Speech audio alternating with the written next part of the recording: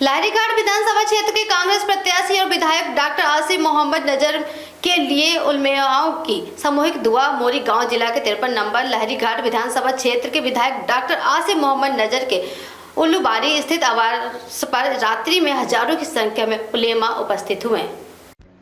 इस बार के चुनाव में कांग्रेस से दूसरी बार विधायक चुने जाने के उद्देश्य से उलेमाओं ने डॉक्टर आसिफ नजर के लिए सामूहिक दुआ में भाग लिया। क्षेत्र के विभिन्न हिस्सों से आए उलेमाओं की उपस्थिति वाला इस सामूहिक दुआ में विधायक डॉक्टर आसिफ मोहम्मद नजर ने सत्तारूढ़ भाजपा सरकार के दौरान मुख्यमंत्री डॉक्टर हिम्मत बिस्वा शर्मा के नेतृत्व में मुस्लिम लोगों पर अत्याचार और जुल्म किए जाने का आरोप लगाया। साथ ही इस संदर्भ में उन्होंने AIDUDF के प्रमुख बदरुद्दीन आजमल को व्यापारी की संज्ञा देते हुए कड़ी आलोचना की। इस बार विधायक डॉक्टर आसिफ मोहम्मद नजर को दोबारा क्षेत्र से दूसरी बार विधायक चुनने के लिए हजारों उलेमा संकल्पित हैं। डॉक्टर आसिफ नजर ने कहा कि उन्हें उम्मीद है कि इस बार के चुनाव में कांग्रेस कम से कम 80 सीटें हासिल करके पूर्ण बहुमत की सरकार बनाएगी।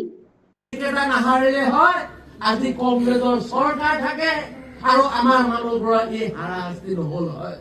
আজি এই মূল্য বৃদ্ধি, এই নিবনুৱাৰ সমস্যা এইবোৰ নাথাকিলে হয় আমাৰ মানুহবোৰে বুকু ফুলাই পেলাই কথা পাতিব পাৰিলে হয়। কিন্তু আজি চাওকচোন কি পৰিস্থিতি। এবং মৰিগাঁও গৈ পেলাই আমাৰ মানুহবোৰে বুকু ফুলাই কথা পাতিব নোৱাৰে, ভয় কৰে। আজি ইমান হিন্দু মুছলিমৰ ৰাজনীতি সোমাই দিছে। এটা হিন্দু ভাইক যদি ধুনীয়াকৈ কথা বলা হয় সেইটোৰ জবাব লবলৈ ভয় লাগে। গতিকে এই ভয়ৰ পৰা পৰিত্ৰাণ পাব হলে আমি সকলোৱে একত্ৰিত হ'ব লাগিব। যি দলে হিন্দু মুছলিমৰ ৰাজনীতি কৰে, যি দলে সাম্প্ৰদায়িক ৰাজনীতি কৰে, সেইবোৰ দলে অসমক বা আমাৰ সমাজক বহুত পিছুৱাই দিয়ে। গতিকে মই আপোনালোকক অনুৰোধ কৰো, আপোনালোক সকলোৱে এনেকুৱা এটা দল বিচাৰক যি দলে জাতি ধৰ্ম বৰ্ণ নিৰ্বিশেষে আমাক সকলোকে সমভাৱে সমান অধিকাৰ দিয়ে, সকলোকে সমানভাৱে আগবঢ়াই লৈ যায়। আৰু সমভাৱে আৰু সমানভাৱে আগবঢ়াই লৈ যোৱা এটাই দল আছে, সেইটো হৈছে কংগ্ৰেছ দল। আচ্ছা, আমি হচ্ছে বোয়ালগুড়ি পঞ্চায়েতের হাফিজ জাকির হোসেন সাহেব সভাপতি। জি জি ইনশাআল্লাহ ঠিক আছে। বাসারিপুরি পঞ্চায়েতের মৌলানা নিজামুদ্দিন সাহেব, পঞ্চায়েতের হাফিজ হোসেন আহমদ সাহেব, আজিয়াবুর রহমান সাহেব। হাফিজ হোসেন ভাই আসে, নামলে আসে। ঠিক আছে। উলুবাড়ি পঞ্চায়েত, উলুবাড়ি একজন আছে।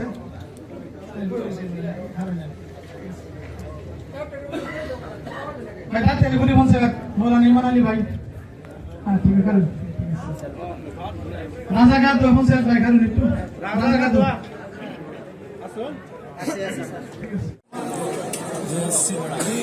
আহমেদৰ যিটো প্ৰভাৱ, আচলতে এইটো আমি প্ৰভাৱটো দেখা পাওঁহে, আচলতে সত্য নহয়। এইটো আমি যেতিয়া ইলেকশ্যনত ভোট দান কৰিব যাওঁ তেতিয়া বাকচত এই ছিদ্দিক আহমেদৰ ভোট নাহে।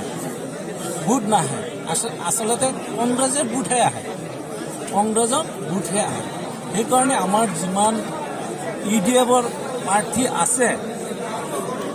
প্ৰাৰ্থী আছে বা জনসাধাৰণ আছে, তেখেতে আচলতে অলপতে মানে বেছি দেখুৱাই থাকে। সেইটো তেখেতৰ এটা প্ৰভাৱ।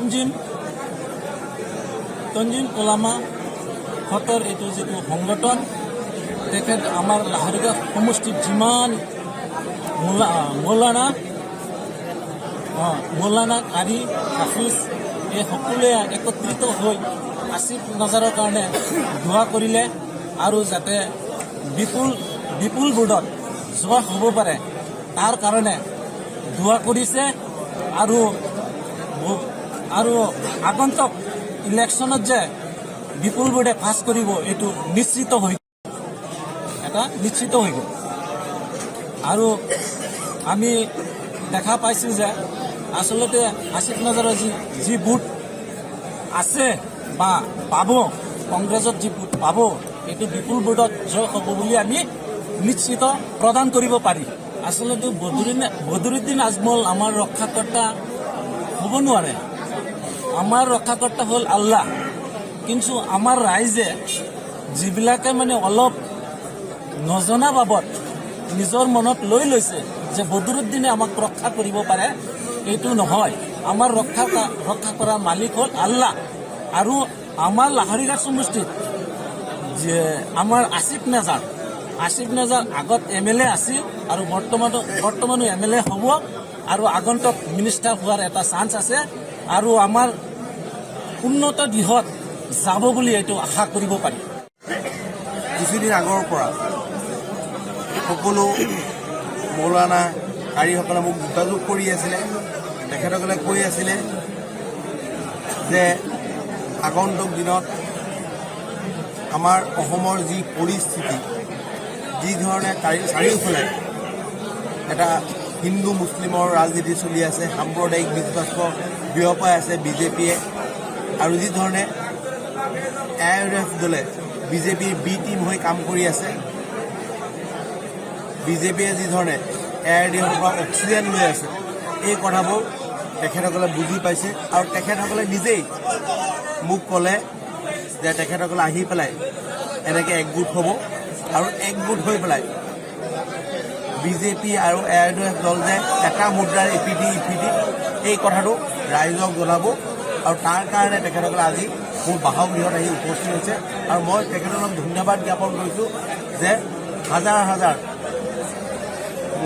মৌলানাসকল কাৰীসকল আহি পেলাই মোৰ বাসগৃহত আজি উপস্থিত হৈ মোক পূৰ্ণ সমৰ্থন দিছে, আমাৰ কংগ্ৰেছ দলক পূৰ্ণ সমৰ্থন দিছে, আমাৰ সভাপতি গৌৰৱ গগৈ ডাঙৰীয়াক পূৰ্ণ সমৰ্থন দিছে। কাৰণ তেখেতসকলৰ এটাই উদ্দেশ্য হৈছে যে সাম্প্ৰদায়িক দলবোৰক অসমৰ পৰা আঁতৰোৱা, আৰু যি দলে সম অধিকাৰৰ কথা চিন্তা কৰে, সকলোকে সমানভাৱে লৈ যোৱাৰ চিন্তা কৰে, সকলো ধৰ্মকে সমান বুলি ভাবে, সেনেকুৱা এটা দলৰ লগত থকাৰ কাৰণে তেখেতসকলে প্ৰতিশ্ৰুতি দিছে। ওলামাসকল একত্ৰিত হৈছোঁ, হাজাৰ হাজাৰ ওলামাসকল।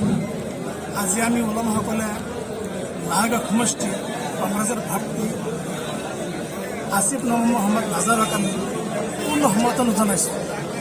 এই লাহৰীঘাট সমষ্টিত যিমান ওলামা আছে, লাহৰীঘাট ব্লকৰ যিমান ওলামা আছে, ঘোঁৰাগাঁও ব্লকৰ যিমান ওলামা আছে, সকলো ওলামাই আমাৰ ডাক্তৰ আসিফ নাজাৰক চাহাবক সমৰ্থনপূৰ্ণ জনাইছে।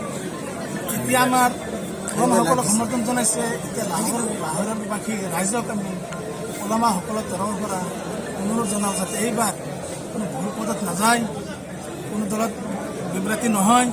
সকলো ৰাইজক আমি আহ্বান জনাওঁ যাতে এইবেলি লাহৰীঘাট সমষ্টিত মহম্মদ আসিফ নাজাৰক চাহাবক বিপুল ভোটৰ দ্বাৰা জয়যুক্ত কৰে যায়।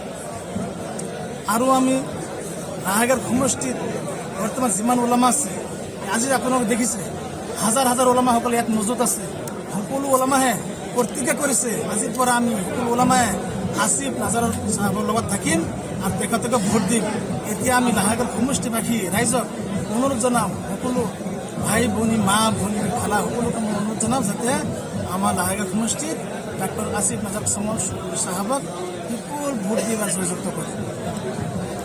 ইয়াতে যিগৰাকী UDF প্ৰাৰ্থী ছিদ্দিক আহমেদৰ কিবা প্ৰভাৱ পৰিব নেকি?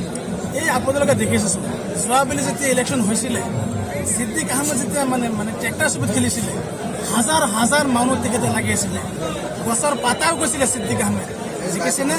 জিকা নাই। কিন্তু আমাৰ লাহৰীঘাট সমষ্টিত ডাক্তৰ নজৰুল ইছলাম চাহাবৰ অৱদান আছে। মানুহে তেখেতক ভাল পায়, 15 বছৰ তেখেতক লাগিছিলে। এতিয়া তেখেতৰ ল'ৰাকো মানে ৰাইজে ভাল পায়। এইবুলিও ডাক্তৰ আসিফ নাজাৰক চাহাবক বিপুল ভোটত জয়যুক্ত হ'ব ইনশাল্লাহ। আমাৰ ওলামাসকলৰ লাহৰীঘাট ৰাইজৰ বাকী ৰাইজৰ পৰা আমি মানে সঁহাৰি পাম বুলি আমি ওলামাসকলৰ তৰফৰ পৰা প্ৰতিজ্ঞাবদ্ধ হৈছোঁ।